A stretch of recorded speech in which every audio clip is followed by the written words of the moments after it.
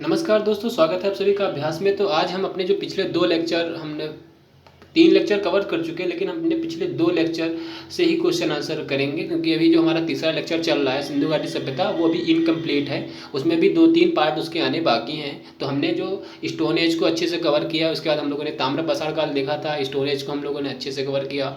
उसमें हम लोगों ने देखा कि जो हमारा पाषाण काल था उसको 3 भागों में बांटा गया था। और उसके बाद हम लोगों ये जो इसके बाद हम लोगों ने ये देखा था कि ताम्र पाषाण काल, उसमें हम लोग जो उसकी परवर्ती हड़प्पा सभ्यता थी, उसके बाद जो हमारी ताम्र पाषाणिक जो सभ्यताएं, जो संस्कृति सामने आई, उन चीज़ों के बारे में अच्छे से हम लोगों ने पढ़ा था। उन्हीं से एक प्रश्नोत्तर सीरीज है। तो आप इसको अच्छे से क्वेश्चन को पढ़िए और अच्छे से हल करने की कोशिश करिए। तो इससे आपको मतलब क्या है कि जितने पॉसिबल क्वेश्चन बन सकते थे उन 2 पीरियड से, उतने क्वेश्चन हमने यहाँ पे बनाने की कोशिश करी है और आप लोगों के सामने लेके आए। तो आप आइए देखते हैं क्वेश्चन आंसर। तो भारत में मानव का सर्वप्रथम साक्ष्य, अगर बोले भारत में मानव का सर्वप्रथम साक्ष्य कहाँ मिला है, तो वो नर्मदा नदी घाटी मिला है, नर्मदा नदी पे मिला है। जो नर्मदा नदी के तट के जो है करीब जो सभ्यताएं हमारी सामने निकल के आई थी, मध्य प्रदेश में पड़ता है। यहाँ पे मानव जो खोपड़ी है उसके साक्ष्य यहाँ से मिले थे। शिवालिक और नीलगिरी पहाड़ियों की हम लोगों ने बात करी थी, विंध्य में पड़ते हैं। तो यहाँ पे क्या था कि यहाँ पे भी मिले हैं, लेकिन यहाँ पे उसके बाद मिले हैं। जो मानव खोपड़ी जो नर्मदा नदी है उसके बाद यहाँ पे मिले हैं। अगले क्वेश्चन की बात करते हैं। तो हमारा जो अगला क्वेश्चन है, प्राचीनतम स्थायी जीवन के साक्ष्य में कहाँ से देखने को मिलते हैं। अगर हम प्राचीनतम स्थायी जीवन के साक्ष्य की बात करें तो यहाँ पे हमारा अगर बात करें, पहला जो आंसर है धौलावीरा। तो धौलावीरा और ये जो कालीबंगा, ये हमारे सिंधु घाटी सभ्यता के स्थल हैं। हम लोगों ने अभी कल वाले लेक्चर में ही पीछे बात करी है कि सिंधु घाटी सभ्यता के बारे में, जो उसके स्थल थे उसके बारे में हम लोगों ने जान की थी कि मतलब उसका विस्तार कहाँ तक था। तो ये धौलावीरा और कालीबंगा वहाँ के हैं, तो ये आंसर इसका नहीं होंगे। इसका आंसर होगा मेहरगढ़। तो मेहरगढ़ से सबसे पहले वहाँ पे ये चीज़ें मिली थी। तो यहाँ इसका आंसर हो जाएगा मेहरगढ़। अगले क्वेश्चन की बात करते हैं। तो नेक्स्ट है, कृषि सर्वप्रथम, जो कृषि के साक्ष्य सर्वप्रथम कहाँ पर प्रारंभ हुई थी। कृषि के जो साक्ष्य किस काल में हमें देखने को मिलते हैं, ये पूछ रहा है।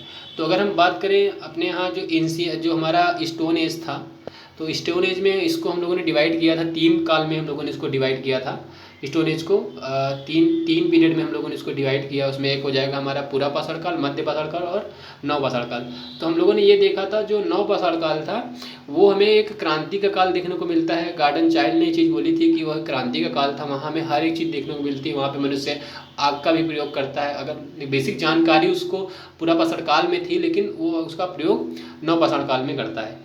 इसी का अगर बात करें, इसमें कृषि के साक्ष्य भी नव पाषाण काल मिलते हैं, लेकिन अगर एक इम्पॉर्टेंट चीज़ है, मध्य पाषाण काल में हमें पशुपालन देखने को मिलता है। तो मध्य पाषाण काल इसका आंसर नहीं होगा, इसका आंसर होगा नव पाषाण काल। ठीक है, पहला आंसर हो जाए। अगले क्वेश्चन की बात करते हैं। तो सर्वप्रथम अनाज प्रयुक्त किया गया था, कौन सा अनाज जो सर्वप्रथम मानव के द्वारा प्रयुक्त किया गया तो या फिर प्रयोग में लिया गया था, वो जौ था। सर्वप्रथम जौ के साक्ष्य अगर हम बात करें तो ये मेहरगढ़ में ही इसके साक्ष्य मिले थे, जौ। तो अगले क्वेश्चन की बात करते हैं। अगला क्वेश्चन कहता है, भारतीय उपमहाद्वीप में कृषि के साक्ष्य कहाँ मिले हैं। अब पूछ रहा है भारतीय उपमहाद्वीप में।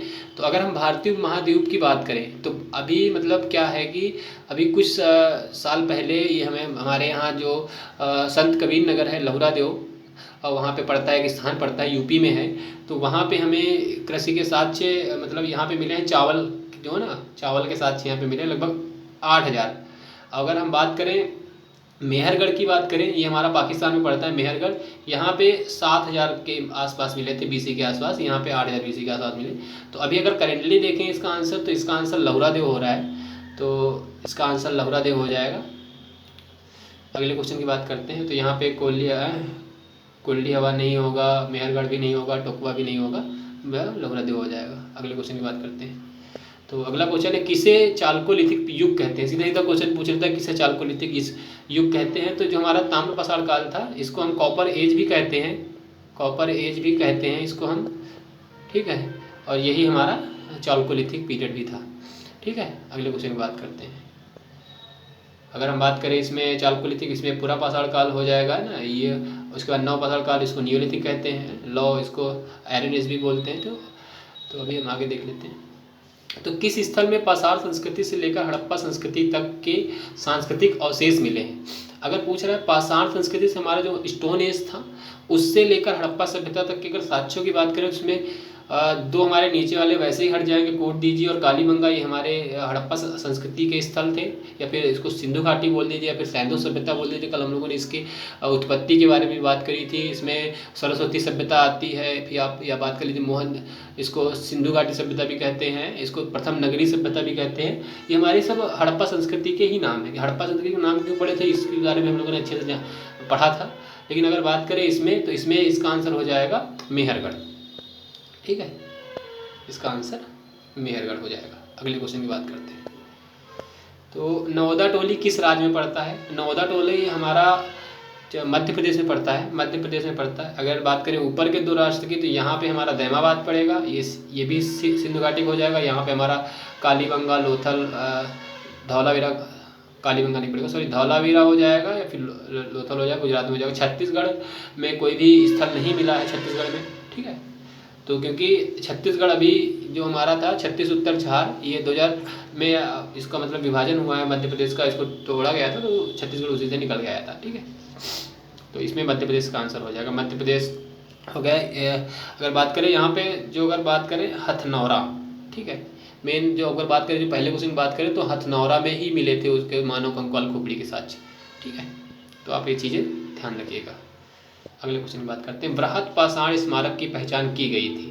अगर बृहत पाषाण स्मारकों की बात कर रहा है, तो यहाँ पे सन्यासी गुफाएं नहीं थी, मंदिर नहीं थे, मृतकों को दफनाने के स्थान के रूप में ही देखा जाता था उसको। ठीक है, तो अगले क्वेश्चन की बात करते हैं। राग का टीला किस नौपाषाणिक स्थल से संबंधित है? तो राग के टीले की बात करें तो ये सगन कल्लू हो गया, बुद्धिहाल, या फिर कुल्ली हवा या सगन कल्लू में आप इसको देखिएगा। तो ये थोड़ा डाउट मुझे भी था, और तो आप इसको देखिए। तो इसमें इन दोनों में से एक आंसर होगा, ये तो नहीं होगा, ये भी नहीं होगा, इन दोनों में से कोई एक होगा, कुल्ली हवा या फिर सगन कल्लू। तो इन्हीं में से दो में से एक कोई हो सकता है। आगे देखते हैं। पशुपालन के साक्ष्य कहाँ मिलते हैं? तो अभी हम लोगों ने बात करी थी पशुपालन के साक्ष्य पहले में। तो ये जो हमारे 3 स्थल इसमें दिखा रहा है, ये जो हमारा 3 युग दिखा रहा है, स्थल नहीं दिखा रहा, सॉरी, ये युग दिखा रहा है, ये हमारे पूरा पाषाण काल के अंदर आते हैं। ठीक है, इसमें हम लोगों ने अच्छे से बात करी थी, क्योंकि हिमयुग की समाप्ति होती है मध्य पूर्व पाषाण काल में। तो उसके बाद उच्च जो हमारा है, तो यहाँ पे मतलब नए नए मतलब चीज़ें आती हैं। अगर बेसिकली हम देखें मध्य पाषाण काल को हम लोग इसको माइक्रोलिथिक पीरियड भी बोलते हैं मध्य पाषाण काल को। तो पशुपालन के साक्ष्य भी यहाँ मिलते हैं, क्योंकि यहाँ पे छोटे छोटे जानवरों की मतलब मारने के लिए छोटे छोटे उपकरण बनाए जाते थे। हम ये सारी चीज़ें पीछे पढ़ चुके हैं वीडियोस में। तो अगर आपने नहीं देखे पीछे के वीडियो, आप प्लीज़ इसको देखिए और क्वेश्चन आंसर करने की कोशिश करिए। 100% आपके क्वेश्चन आंसर होंगे। ठीक है, अगले क्वेश्चन की बात करते हैं। मध्य पाषाणिक प्रसंग में पशुपालन के साक्ष्य कहाँ मिले हैं? अगर इसमें बात करें पशुपालन के साक्ष्य कहाँ मिले हैं, तो मतलब किस काल में मिले हैं, तो मध्य पाषाण, अगर पूछ रहा मध्य पाषाण के जो मध्य पाषाणिक है या फिर मध्य पाषाण काल के अंतर्गत कहाँ मिले हैं पशुपालन साक्ष्य, तो वो हमारा आदमगढ़ हो जाएगा। ठीक है, आदमगढ़ हो जाएगा, यहाँ से आंसर आदमगढ़ हो जाएगा। और बाकी ये जो चोपनी मांडो यूपी में पड़ता है, यहाँ पे आदमगढ़ इसका साक्ष्य हो जाएगा। अगले क्वेश्चन की बात करते हैं। अगला जो हमारा है, किस स्थल में हड्डियों के उपकरण के साक्ष्य मिलते हैं? अगर हड्डियों के उपकरण के साक्ष्य की बात करें, तो यहाँ पे अगर हम देखें तो सरायनहार और महदहा और एक दमदमा है। तो ये तीनों प्रतापगढ़ में पड़ते हैं, यूपी में है तीनों। ये तीन हो जाएंगे, यहाँ पे 3, एक हो जाएगा हमारा दमदमा, नहीं चल रहा है, एक हमारा दमदमा हो जाएगा, दमदमा। तो ये 3 स्थल जो हमारे हैं, ये हमारे कहाँ पड़ेंगे? ये हमारे प्रतापगढ़ में पड़ते हैं। तो अगर बात करें सर्वाधिक नर कंकालों की बात करें, तो वो दमदमा से प्राप्त हुए हैं। यहाँ पे 41 दमदमा में 41 मिले थे। सरायनहार की बात करें, यहाँ 37 मिले थे। ठीक है, ये चीज़ हम बात कर लेंगे। अगर हड्डियों के उपकरणों की बात कर रहा है यहाँ पे, तो ये महदहा हो जाएगा यहाँ पे आंसर, क्योंकि वहाँ पे हड्डियों के उपकरण मिले थे, आभूषण भी मिले थे। ठीक है, युगल समाधान भी यहाँ मिले थे। ठीक है, यहाँ पे हमें 4 युगल समाधान देखने को मिलते हैं, और हमें दमदमा में 3 युगल समाधान देखने को मिलते हैं। ठीक है, चोपनी मांडो यूपी में पड़ता है, लेकिन चोपनी मांडो उतना इसमें नहीं है। ठीक है, अगले क्वेश्चन की बात करते हैं। तो अगर इसके आंसर की बात कर लेते हैं, इसका आंसर हो जाएगा मेरे हिसाब से तो महदहा होगा, लेकिन आप इसको देखिएगा, क्योंकि सरायनहार और महदहा में दोनों में कन्फ्यूजन है इसमें। तो मेरे हिसाब से इसमें महदहा हो जाएगा। तो आप अगला इसको यही होना ही चाहिए, क्योंकि जिस हिसाब से हम लोगों ने पढ़ा था यहाँ पे सर्वाधिक नर कंकाल बात करें दमदमा में हो जाएंगे, उसके बाद यहाँ पे हो जाएंगे। ठीक है, अगले क्वेश्चन की बात करते हैं। गैरिक मृदभांड पात्र का नामकरण हुआ था, ये हस्तिनापुर में हुआ था। ये चीज़ हमने मतलब थोड़ा था कि यहाँ पे चीज़ पढ़ाने वाली थी, लेकिन ये चीज़ें हमें वहाँ पे उतना टाइम नहीं मिली थी देखने, तो अभी यहाँ पे चीज़ हमको देखने को मिल रही है, तो इसका हस्तिनापुर हो जाएगा। बाकी नो या फिर लाल किला, ये सब लाल किला तो हो ही नहीं सकता, बिल्कुल नहीं हो सकता। लाल तो बात कर रहा है, हम बात कर रहे हैं स्टोन एज की, लाल किला भी आ गया हमारा, मुगल साम्राज्य से आ गया, तो ये हो ही नहीं सकता। अगले क्वेश्चन आते हैं। ताम्रपाषाण काल में महाराष्ट्र के लोग मृतकों को अपने आंगन के बीच में कैसे दफनाते थे? अगर बात करें, हमने उतने टाइम के पीछे भी अपने वीडियोज़ में बात करी थी कि जो हमारा महाराष्ट्र था, महाराष्ट्र एक अब्सेंस था हमारा, क्योंकि बाकी जितने मतलब अगर बात करें ताम्रपाषाण काल या फिर आप बात कर लीजिए पुरापाषाण काल की बात कर लीजिए, किसी भी आप पीरियड की बात कर लीजिए, हर जगह अगर मनुष्य को दफनाया गया है, उसका जो अगर बात करें उसका सर हमारा पश्चिम में था और उसके पैर पूरब में थे। सर की बात करें, सर हमारा पश्चिम में वो दफनाते थे, और उसके पैर की बात करें तो पैर पूरब में हमेशा दफनाए गए। लेकिन महाराष्ट्र एक ऐसा स्थल था जहाँ पे बिल्कुल डिफरेंट था, उसका सर जो था वो उत्तर की साइड था और पैर उसके दक्षिण की साइड दफनाते थे। ठीक है, इसका पहला आंसर ये हो जाए। हमने पिछले वीडियो में बात कर भी चुके हैं इस चीज़ के बारे में। मानव के साथ कुत्ता दफनाने के साक्ष्य कहाँ मिलते हैं? मानव के साथ कुत्ता दफनाने के साक्ष्य बुरजोम में मिलते हैं। ठीक है, तो आज के लिए इतने ही क्वेश्चन